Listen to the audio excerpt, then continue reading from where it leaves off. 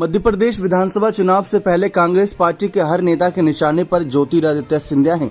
जी हां, इस बीच पूर्व मुख्यमंत्री दिग्विजय सिंह के बेटे और कांग्रेस विधायक जयवर्धन सिंह ने केंद्रीय मंत्री सिंधिया पर जमकर निशाना साधा। उन्होंने बताया कि आखिर विधानसभा चुनाव में सिंधिया की क्या भूमिका रहने वाली है। दरअसल सिंधिया की सरपरस्ती में कांग्रेस के 22 बागी विधायकों के विधानसभा से त्यागपत्र देकर बीजेपी में शामिल होने के कारण तत्कालीन कमलनाथ सरकार का 20 मार्च 2020 को पतन हो गया। इसके बाद शिवराज सिंह चौहान के नेतृत्व में बीजेपी 23 मार्च 2020 को सत्ता में वापस लौट आई, लेकिन सिंधिया को मुख्यमंत्री नहीं बनाया गया, शिवराज मुख्यमंत्री बने। अब पूर्ववर्ती कमलनाथ सरकार में कैबिनेट मंत्री रहे जयवर्धन सिंह ने इंदौर में संवाददाताओं से कहा कि जिस बीजेपी नेता ने सिंधिया को 2019 के लोकसभा चुनाव में उनकी परंपरागत गुना सीट पर हराया, वे पाला बदलकर उसी बीजेपी में शामिल हो गए। उन्होंने आगे कहा कि सिंधिया अब केंद्र में बीजेपी की अगुवाई वाली सरकार में मंत्री और राज्यसभा के सदस्य हैं। उनकी मध्य प्रदेश में आगे क्या भूमिका रहेगी, ये बात संदिग्ध है।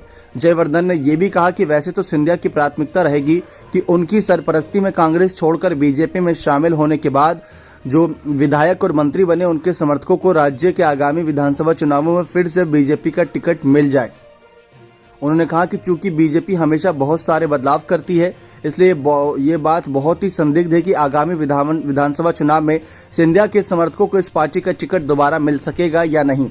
जयवर्धन ने इन अटकलों को खारिज किया कि उनके पिता दिग्विजय सिंह ने सिंधिया के कांग्रेस में रहने के दौरान हमेशा उनकी आवाज दबाने की कोशिश की ताकि वे राज्य की सियासत में अपने बेटे जयवर्धन को आगे बढ़ा सके। उन्होंने कहा कि क्या सिंधिया इतने कमजोर है कि मैं उन्हें दबा सकता हूं? वे कांग्रेस के बड़े नेता रहे।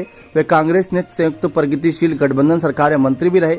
जब सिंधिया कांग्रेस में थे तब राहुल गांधी पार्टी की हर सभा में कमलनाथ के बाद सिंधिया का ही नाम लेते थे। सिंधिया के कांग्रेस छोड़कर बीजेपी में शामिल होने का सबब पूछे जाने पर जयवर्धन ने कहा कि कांग्रेस में रहने के दौरान सिंधिया को पूरा सम्मान दिया गया था, लेकिन लगता है कि वे पिछले लोकसभा चुनाव में गुना सीट से अपनी हार का दंश नहीं झेल सके। तो ये बात साफ है। यहाँ पर दिग्विजय सिंह के बेटे ने भी साफ कहा कि जिस तरीके से बीजेपी कई बदलाव करती है, ऐसे में सिंधिया के कई नेताओं को बड़ा झटका लग सकता है। सिंधिया की पहली प्राथमिकता उनके नेताओं को यानी उनके विधायकों को मंत्री बनाना रहेगा, फिर उनको टिकट दिलाना रहेगा और खुद सिंधिया राज्यसभा या लोकसभा चुनाव पर नजरें बनाए बैठे होंगे। बने रहे चैनल के साथ। ऐसी और तमाम जानकारियों के लिए बहुत बहुत धन्यवाद।